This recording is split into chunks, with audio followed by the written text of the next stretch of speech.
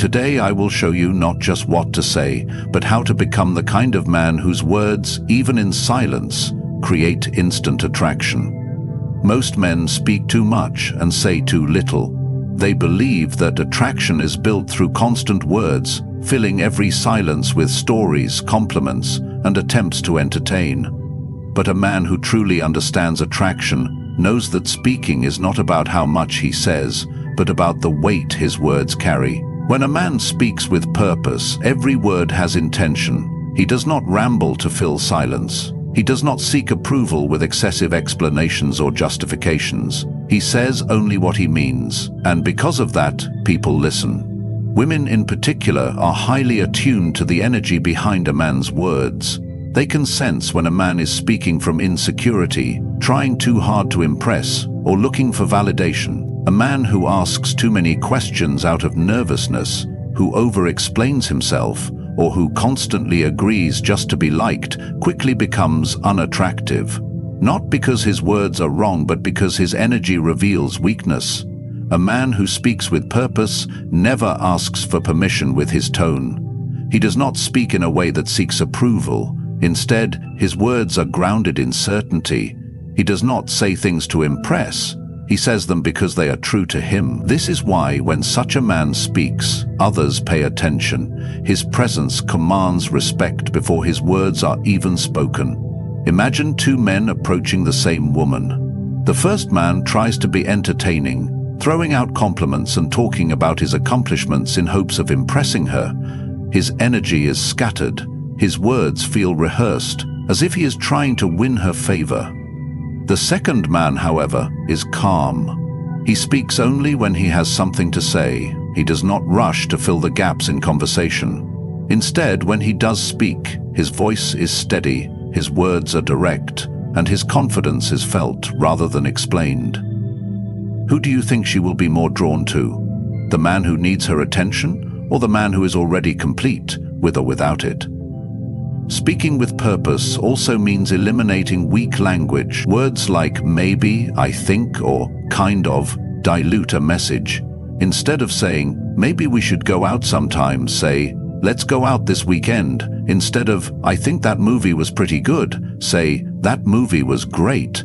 When you remove hesitation from your speech, you demonstrate certainty, one of the most attractive traits a man can have. But purpose in speech is not just about confidence, it is about honesty.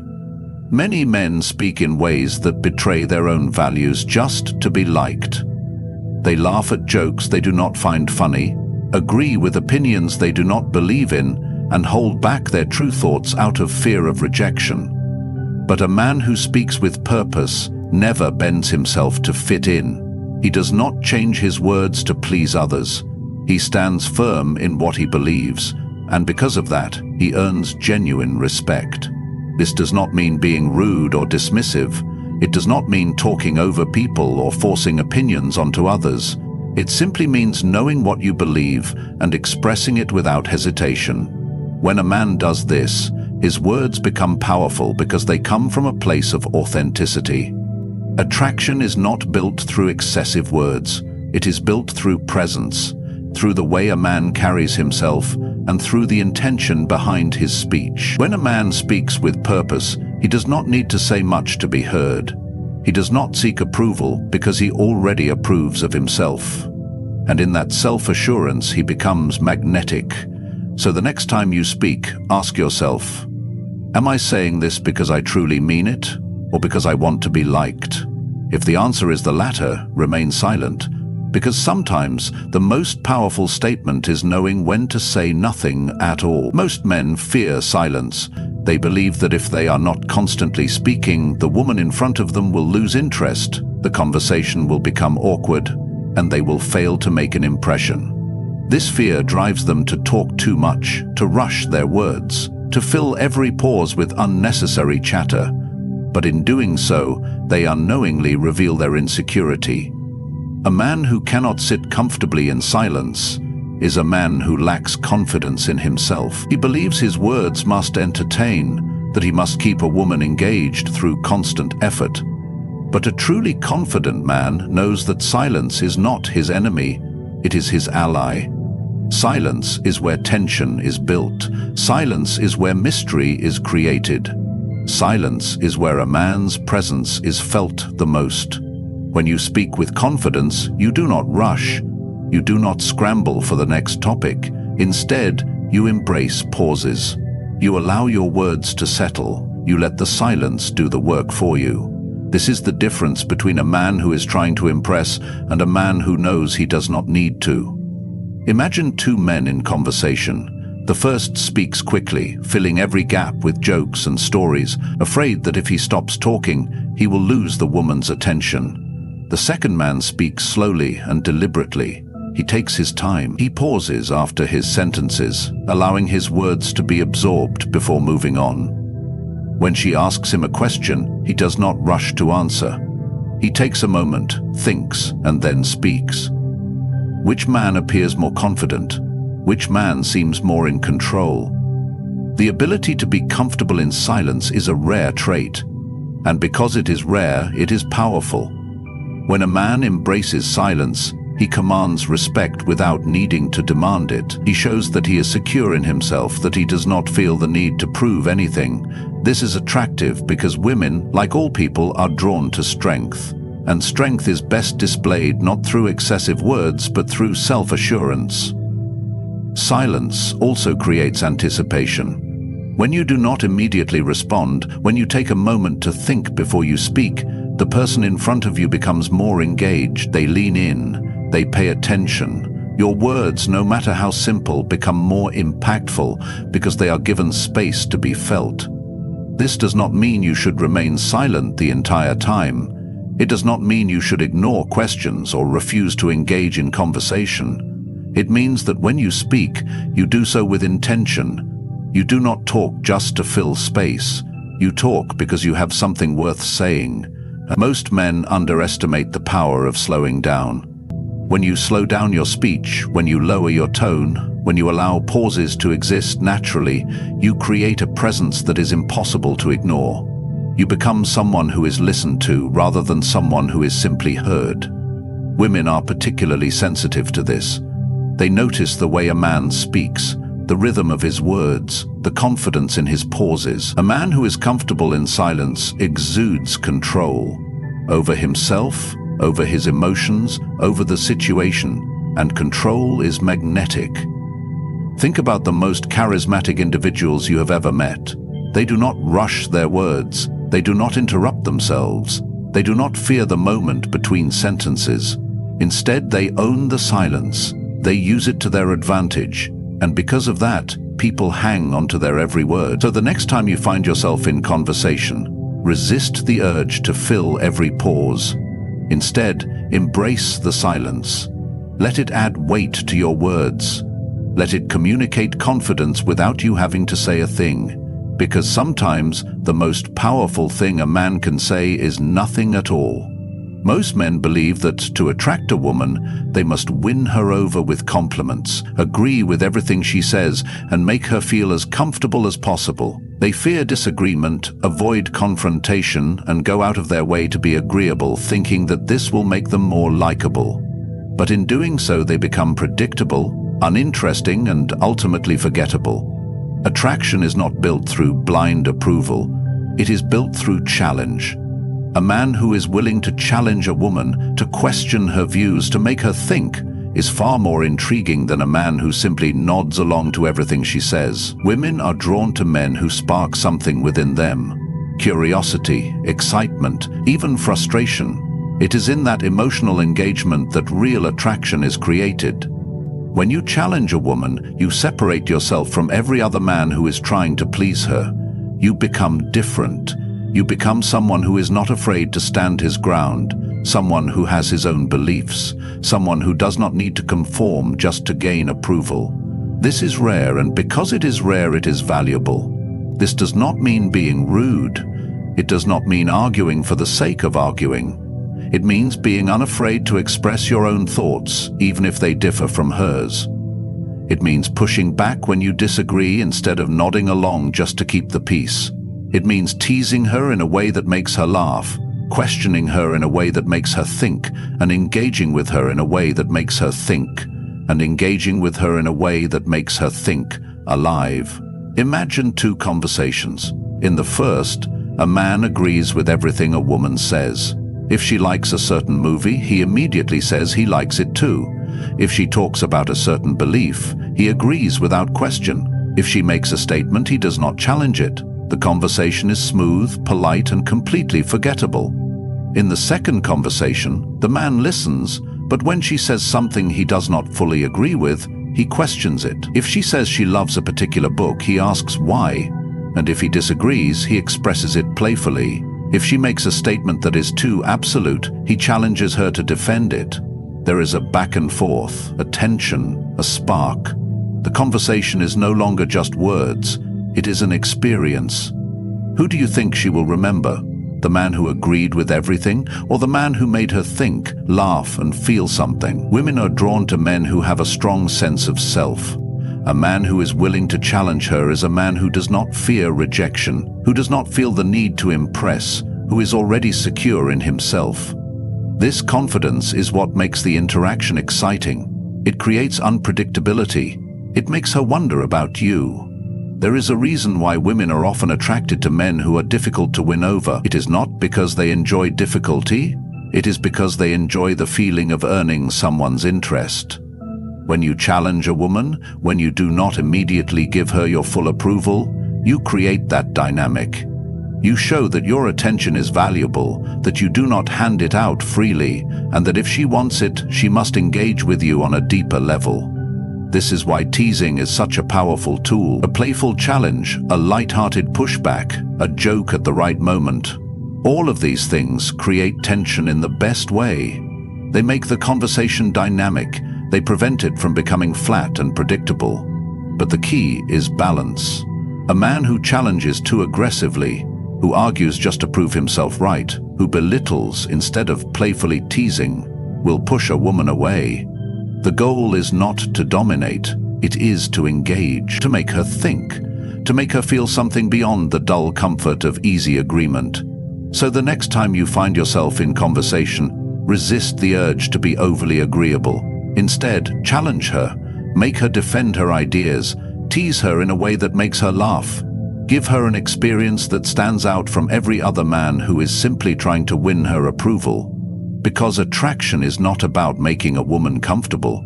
It is about making her feel something real. Most men enter interactions with women hoping for a specific outcome. They want approval, validation, attraction, something that reassures them they are enough. This attachment to results makes them tense, overly invested, and easy to read. Their words, their body language, even their energy reveal one thing: they want something. And the moment a woman senses that a man is trying to get something from her, whether it's her attention, affection, or approval, he loses value. Attraction fades when desire turns into neediness, when a man becomes too eager to impress, too reactive to her responses, too affected by whether she likes him or not. The most attractive men, on the other hand, are those who are fully engaged in the moment but detached from the outcome. They enjoy the conversation, they are present, but they do not need anything from it. If the interaction goes well, great. If it does not shake them. Their sense of self remains intact, regardless of whether a woman responds positively or walks away. This unshakable presence is what makes them magnetic. When a man is detached, he is unaffected by rejection. He does not flinch if a woman seems uninterested. He does not chase when she pulls away. He does not desperately try to keep her engaged. Instead, he remains grounded, as if nothing outside of him can disturb his peace. Women are drawn to this because it signals strength. A man who does not need her attention is infinitely more attractive than one who is constantly seeking it. His lack of attachment to the outcome shows that he has options, that he values himself, that he is not looking for validation, but instead offering a presence that is rare and captivating. Imagine two men approaching the same woman. The first man is eager, his energy slightly nervous, his words carefully chosen to impress. He is watching for her reactions, adjusting himself based on her responses, hoping that she likes him. The second man, however, is calm. He speaks because he enjoys the interaction, not because he is trying to win her over. If she engages, he welcomes it. If she does not, he is unaffected. Who is more attractive, the man who needs her interest or the man who chooses to engage without attachment? This ability to be detached but engaged does not mean being cold, distant, or indifferent. It is not about acting as if you do not care. It is about caring without needing. It is about being fully present, fully involved in the interaction, but never losing yourself in it. Most men, when they feel a conversation slipping away, panic. They overcompensate, talk too much, try too hard. This only makes things worse. A man who is truly detached does the opposite. He remains steady. He does not rush to fill silence. He does not force anything. He simply is. And that stillness, that control is what makes him stand out. A detached man also does not seek external validation. If a woman is not responsive, he does not take it personally. He does not try to convince her to like him. He knows that attraction is not something to be forced. It is something that happens naturally when he remains true to himself. Women often describe the most attractive men as those who have an aura about them, something intangible that makes them stand out. That aura is simply a deep sense of self-assurance. A man who does not bend himself for approval, who does not become emotionally reactive, who does not need to prove his worth. This is a man who naturally draws others in. Being detached but engaged is the balance between caring and not caring at the same time. It is the ability to be fully in the moment without being controlled by the outcome. It is playing the game but never becoming desperate to win. So the next time you find yourself speaking to a woman, ask yourself, am I trying to get something from this interaction, or am I simply enjoying it? If you are attached to an outcome, let go. If you are seeking approval, stop. Instead, be present, be engaged, but never be dependent on what happens next. Because the most attractive men are not those who chase. They are the ones who could chase, but choose not to. Most men believe that attraction is about convincing a woman to like them. They pursue, they impress, they try to prove their worth. But in doing so, they place themselves in a position of lower value. They become the one seeking approval, the one working for attention, the one who needs to be chosen. Attraction does not work this way. A man who chases is a man who signals that he has something to prove, that he believes the woman's attention is more valuable than his own. The moment a man places a woman on a pedestal, he lowers himself beneath her. And the moment he does that, she loses interest. The most attractive men do not chase, they challenge. They do not hand out their attention freely. They do not try to impress. Instead, they hold themselves to a high standard and expect the same from others. This creates intrigue. It shifts the dynamic. Instead of proving their worth, they invite the woman to prove hers. Women are used to being pursued. They are used to men doing whatever it takes to win them over. When they meet a man who does not immediately fall into that role, who does not try too hard, who does not seem desperate to gain their approval, it stands out. It makes them curious. It makes them wonder, why isn't he chasing me like the others? This curiosity creates attraction. It makes a woman want to earn his attention rather than simply receive it. And in doing so, the balance of power shifts. He becomes the prize, not her. This does not mean being rude or dismissive. It does not mean ignoring her or playing mind games. It simply means holding your ground, setting a standard, and refusing to lower yourself just to gain someone's interest. When a man challenges instead of chases, his interactions become different. Instead of bombarding a woman with compliments, he teases her. Instead of trying to fit into her world, he invites her into his. Instead of agreeing with everything she says, he questions her. This back and forth, this push and pull creates tension, the foundation of attraction. Imagine two men meeting the same woman. The first showers her with compliments, laughs at all her jokes even if they are not funny, agrees with everything she says. He makes it clear that he is eager to win her over, that her approval is important to him. The second man is different. He listens but does not immediately give her validation.